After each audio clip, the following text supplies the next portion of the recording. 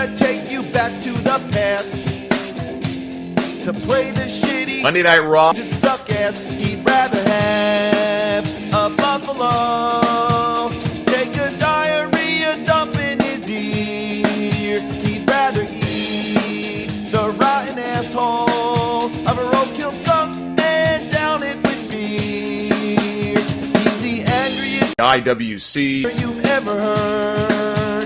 He's the angry WWF nerd. He's the angry TNA and Ring of Honor nerd. He's the angry wrestling nerd. And today's historic announcements further demonstrate WWE's long-term commitment to China, the country, not the wrestler China, who they clearly had no commitment to until she died.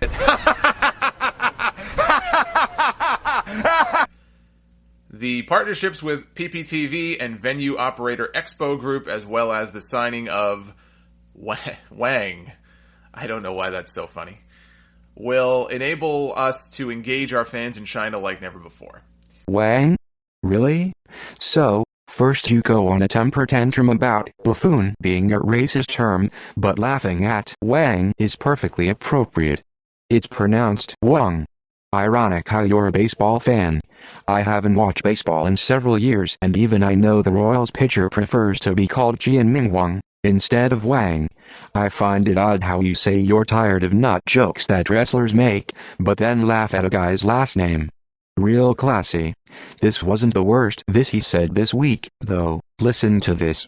I want to give a shout out to Kate Foray. She is a graphic designer who runs a site called the Raw Breakdown Project. You can go to rawbreakdownproject.com, where she puts together these awesome infographics each week about Monday Night Raw. Now, I only first learned about it a couple of weeks ago. You can give her a follow on Twitter, @MakeItLoud is her handle on there.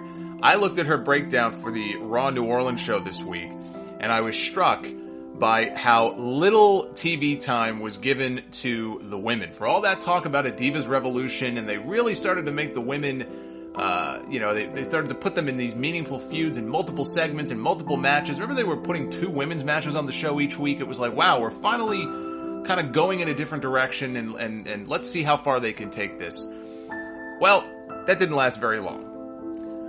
Because it's not like this is a new phenomenon. This has been going on for a few weeks now, but it really, I'm looking at the infographic here, and it really struck me how little TV time was given to the women. They seem to be regressing to the point where I may have to revive my Diva stopwatch gimmick if this keeps up. That's pretty bad. That's pretty bad. Now, theoretically, unless they just dump all the women on one show, which I guess they could do, I hope not, once the brand split happens, they should get more time. You would think that they would get more TV time. But they've got to start giving these women more time if anybody's going to give a shit about what they're doing. I mean, seriously, 4 minutes and 44 seconds on a 3-hour show, it's very obvious the women are not the priority that they were even just a couple of months ago. Can't say I'm surprised at how ignorant that all sounds.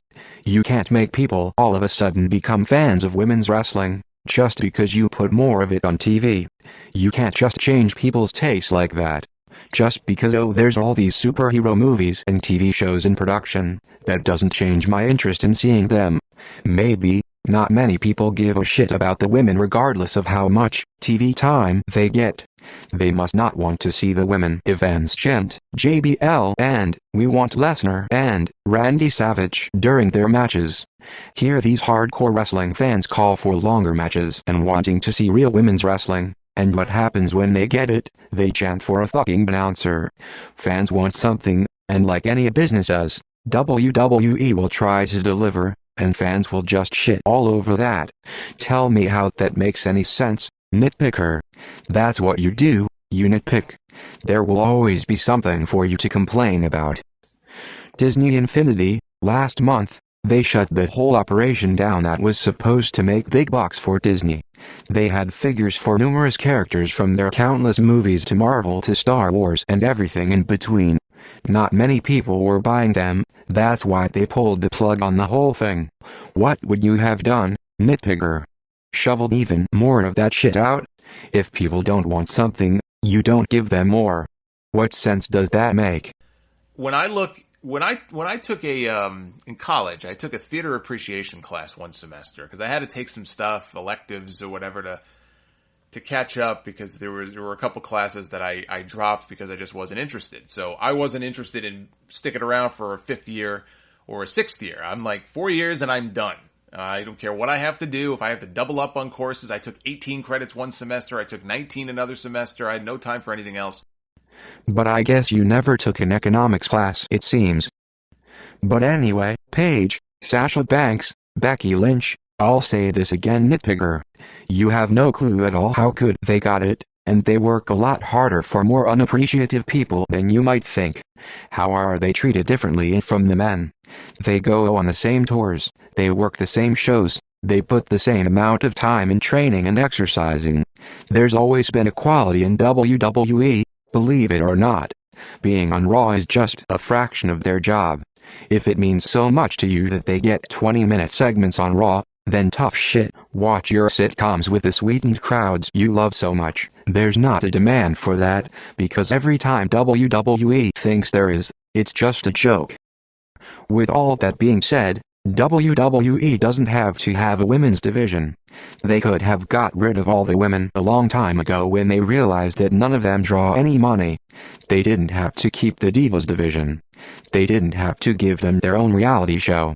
They didn't have to sign all those international female talents. They didn't have to change the look of the championship that you love so much. Why they did all that was to find more opportunities to make more money. To me, without women, the WWE would be a very mundane show. I do know one thing I heard, although I didn't see the video they had for her during the show, but Gail Kim was announced as the newest inductee into the TNA Hall of Fame. Five-time Knockouts champion, the first ever Knockouts champion, in fact. Her feud with Awesome Kong, really that feud helped put the Knockouts division on the map for TNA. It was leaps and bounds better than what WWE was doing with the Divas at the time.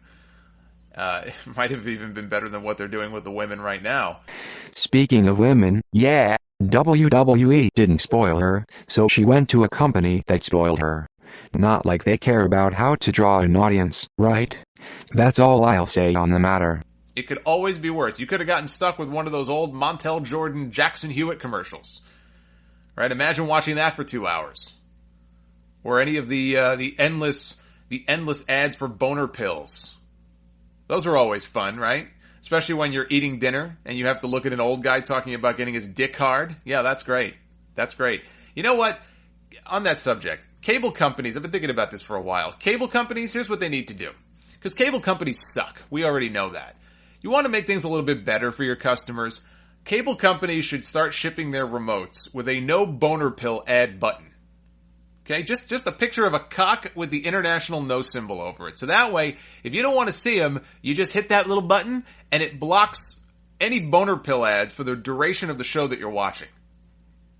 It's ridiculous. I was talking to somebody about this the other night. They're everywhere. No matter what kind of show you watch. You watch a baseball game, boner pill ad. I was watching Wheel of Fortune last week.